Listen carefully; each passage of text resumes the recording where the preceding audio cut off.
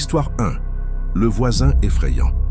Quand j'avais environ 8 ans, ma famille venait d'emménager dans une nouvelle maison. J'étais le plus jeune, avec 2 frères et sœurs plus âgés, qui étaient tous les 2 beaucoup plus âgés que moi. Une nuit, j'ai été réveillé par une agitation venant des escaliers. Cela semblait que mes parents se disputaient. Alors j'ai ouvert ma porte et essayé de comprendre ce qui se passait. Je pouvais entendre mes parents parler d'un ton frénétique, mais ils ne voulaient pas que je m'inquiète. Alors ils m'ont dit de retourner au lit. J'ai fait ce qu'ils ont demandé, mais peu de temps après, j'ai entendu le claquement de porte d'entrée fermée, suivi d'un silence complet.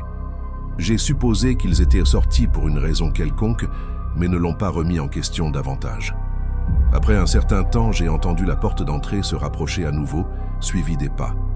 Je pensais que c'était mon frère aîné, Chris, rentrant tard, car il n'était pas inhabituel pour lui de rester dehors et de revenir après minuit. J'ai entendu des sons de lui ouvrir et fermer des tiroirs et même le réfrigérateur, donc je n'y ai pas beaucoup pensé. Mais alors que les pas se rapprochaient, ils ont commencé à monter les escaliers vers ma chambre. Je m'allongeais immobile, faisant semblant de dormir, mais la porte de ma chambre s'ouvrit lentement. Là, debout dans l'obscurité, était une silhouette sombre. Je pouvais juste distinguer la forme d'une tête dans l'embrasure de la porte. J'ai appelé en espérant que c'était mon père ou Chris, mais le chiffre n'a pas répondu. Il a simplement fermé la porte et est revenu en bas. Confus, je pensais que c'était peut-être mon père qui venait me vérifier, mais cela n'avait toujours pas de sens. La curiosité a pris le dessus sur moi et je me suis glissé en bas pour voir ce qui se passait. Dans la cuisine, j'ai vu une grande silhouette debout au milieu de la pièce. Pensant que c'était mon père, j'ai dit « Papa » d'une voix prudente. La silhouette a répondu d'une voix profonde en disant « Revenez à l'étage ». Terrifié, je suis retourné dans ma chambre et j'ai sauté dans le lit, essayant de me convaincre que tout était dans ma tête. Mais l'étrange rencontre a continué à me perturber. Quelques heures plus tard, mes parents sont rentrés à la maison et je leur ai demandé ce qui s'était passé. Ils m'ont dit que Chris avait été dans un accident de voiture, mais allait bien. Ce n'est que bien plus tard que j'ai réalisé la vérité. Mes parents étaient partis depuis des heures et que quelqu'un avait pénétré par effraction dans notre maison. La police a confirmé plus tard que ce n'était pas mon père ou Chris, et la personne qui avait été dans notre maison était restée inconnue. Mes parents ont été paniqués et nous avons dû déposer un rapport auprès de la police. Heureusement, rien n'a été pris, mais la peur qu'un étranger soit dans notre maison s'est attardée. Ce fut une expérience terrifiante pour un enfant de 8. Quand et je n'ai jamais oublié la nuit où un inconnu complet était chez moi. Histoire 2, l'ami mystérieux. Quand j'avais environ 7 ou 8 ans, nous venions d'emménager dans une nouvelle maison. Ce fut un grand changement et je m'habituais toujours à tout. Mon petit frère, qui était vraiment dans Batman, est entré un jour après avoir joué dehors et nous a dit qu'il avait trouvé quelque chose. Nous lui avons demandé ce que c'était et il nous a montré une photo d'un jeune garçon, l'une de ces photos d'école, du genre qui vient avec une étiquette si vous commandez des impressions. La photo avait l'air vieille et sale, avec usure, donc ce n'était pas clair quand il a été pris.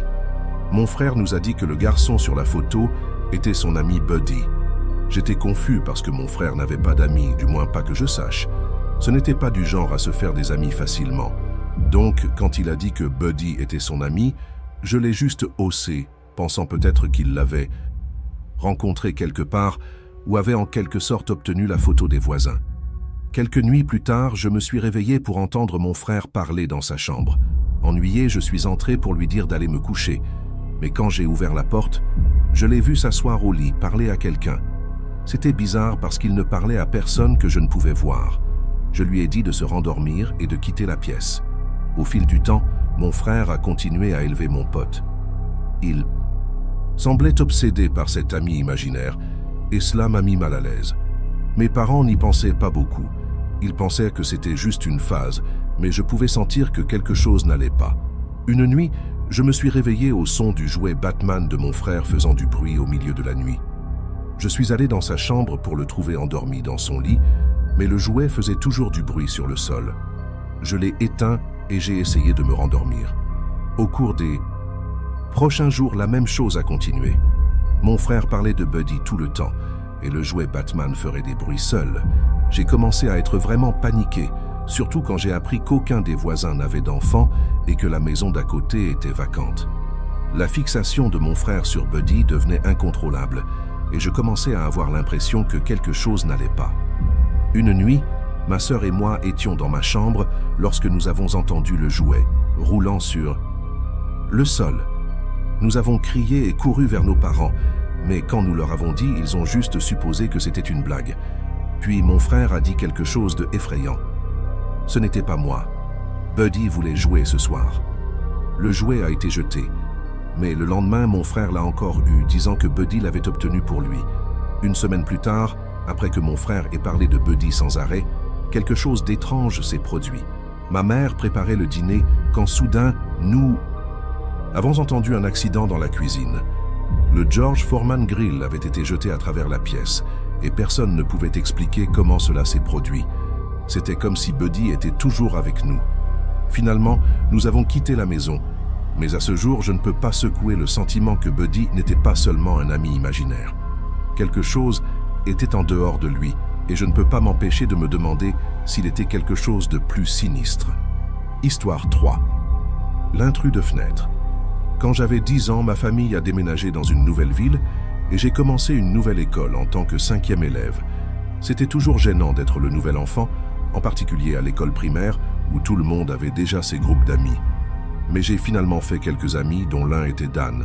C'était un gentil enfant et nous nous entendions bien. Peu de temps après, j'ai rencontré un autre garçon nommé Alex, qui a vécu dans la rue. Il a sonné un jour à notre sonnette et mes parents m'ont présenté. Il m'a invité à jouer à des jeux vidéo, en particulier à Grand Theft Auto San Andreas, un jeu que je n'avais pas mais je voulais vraiment essayer. Donc, je suis allé chez lui, ce qui était un peu délabré par rapport aux autres sur le bloc.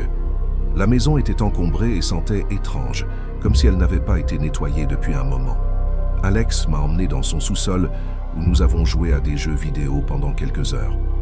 C'était amusant au début, mais après un certain temps, j'ai commencé à me sentir mal à l'aise. Il se rapprochait trop de moi, assis trop près, et je n'y étais pas habitué. Quand j'ai finalement voulu partir, Alex semblait déçu, mais j'ai dit au revoir et je suis parti. Le lendemain, Alex sonna à nouveau notre sonnette. Je n'étais pas d'humeur à sortir, alors j'ai dit à ma mère de lui dire que je ne me sentais pas bien. Plus tard dans la journée, je suis sorti avec Dan et en passant la maison d'Alex, j'ai remarqué qu'Alex se tenait près de la fenêtre nous regardant. Je pensais que c'était bizarre, mais je n'y ai pas beaucoup pensé. Dan a été choqué quand je lui ai dit que j'avais traîné avec Alex, disant que la famille d'Alex était folle.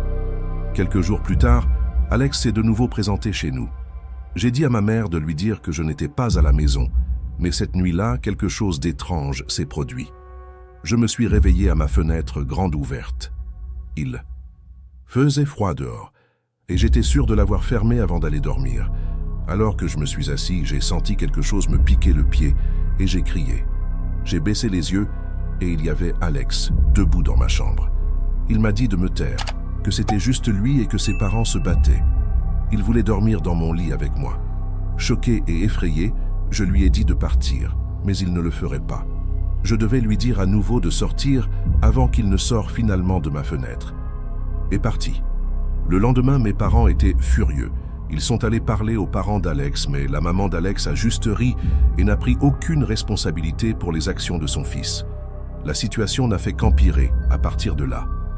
Une nuit, j'ai entendu frapper sur ma fenêtre. C'était Alex et j'étais terrifié. Je n'ai pas répondu, mais le coup a continué pendant 5 minutes et je l'ai même entendu essayer d'ouvrir la fenêtre. Finalement, les choses ont augmenté davantage. Une nuit, je me suis réveillé avec un bruit fort. Ma fenêtre avait été brisée et il y avait Alex grimpant par la fenêtre cassée. J'ai crié et j'ai couru vers mes parents. Mon père a chassé Alex à l'extérieur, mais Alex a réussi à revenir dans sa maison avant que mon père ne puisse l'attraper. Mon père a frappé à la porte d'Alex, et après une conversation tendue, les parents d'Alex ont accepté de payer la fenêtre. Mais nous n'avons pas appelé la police. Je n'ai plus jamais entendu parler d'Alex après ça. Sa famille a déménagé peu de temps après, et je ne l'ai pas revu.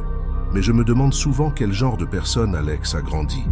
C'était terrifiant de penser qu'un enfant que je connaissais, qui semblait normal au début, s'est transformé en quelqu'un si obsédé et dangereux. Merci beaucoup d'avoir écouté les histoires de ce soir. Si vous les avez appréciées, assurez-vous d'aimer, de partager et de vous abonner à des contes plus effrayants.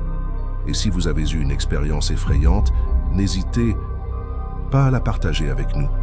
Envoyez-le à l'email dans la description et il pourrait être présenté dans une future vidéo.